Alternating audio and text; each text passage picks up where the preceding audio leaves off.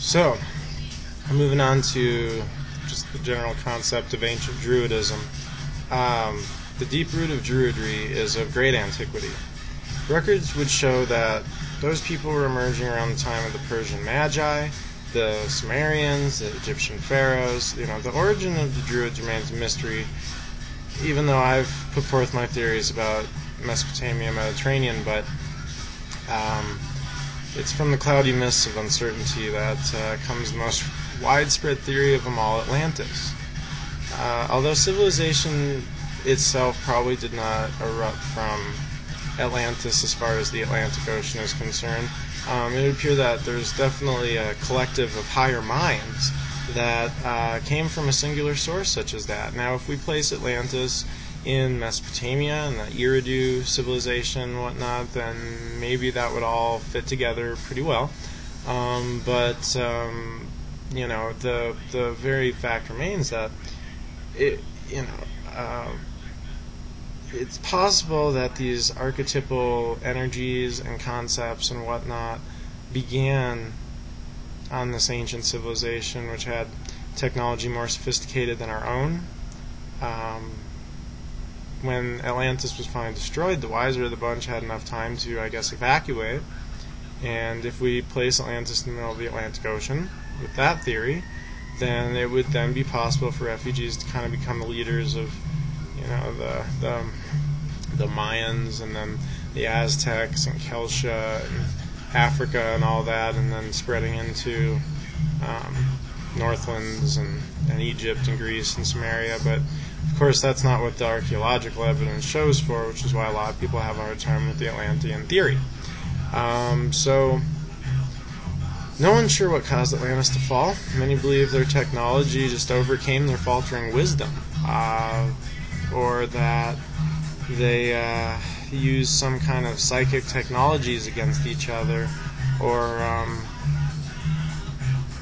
that natural cataclysms caused it.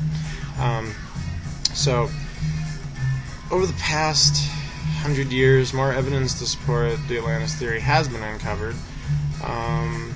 What Carl Jung considered the archetype, cultures viewed almost as holding their roots.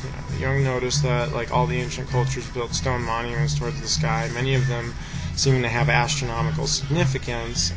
Stonehenge oriented to the sun, the Great Pyramids aligned with Orion, and the Mayans and the Aztecs and Eastern cultures all built seemingly pyramid-like structures.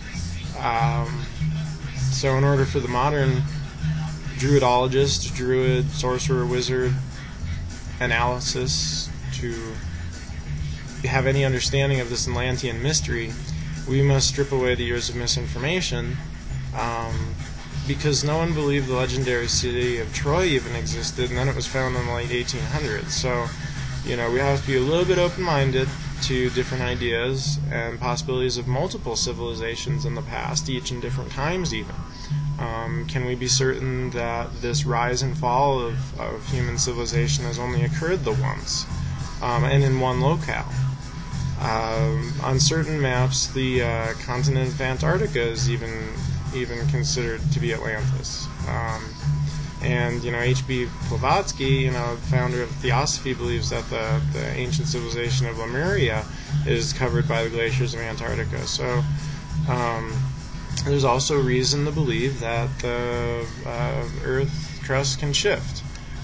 So this could cause a new area to, enter the range of being above sea, and different changes, Earth changes. So then the Hopi Indians also, and the Egyptians, and in the Colbrin, there's indications that catastrophes reoccur in cycles here on this planet. One of my favorite advocates for the quest for Atlantis is author David Childress, and he believes that parts of Atlantis have already been found.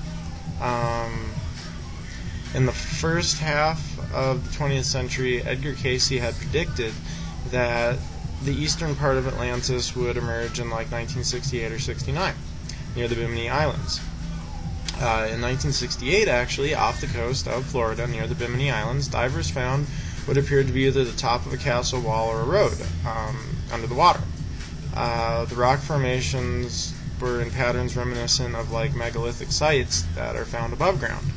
And on a nearby island, there's a large image of a fish or shark that's set into the ground, like the images found in the mountains of Peru and Celtic chalk drawings, things like that.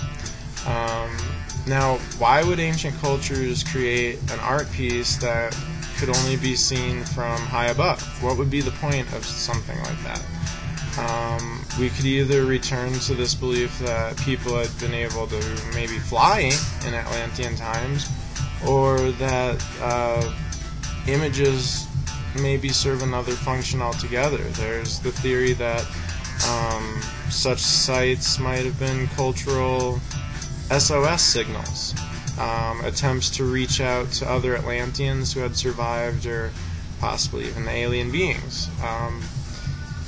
This quest for Atlantis may but need not be an integral part of your modern Druidic tradition. If you're interested in reinvestigating this for modern practice, it seems for it to exist, there's many possibilities, but there's a lot of skeptical attitudes too. So it's equally possibly that we do not wish to admit the existence of past civilizations. If we did, we'd be like living in the shadows of a civilization more advanced than we are today. And that's hard for the human consciousness, the human ego to grasp.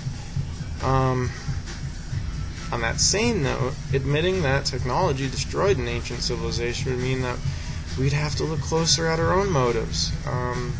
So that's definitely to be considered.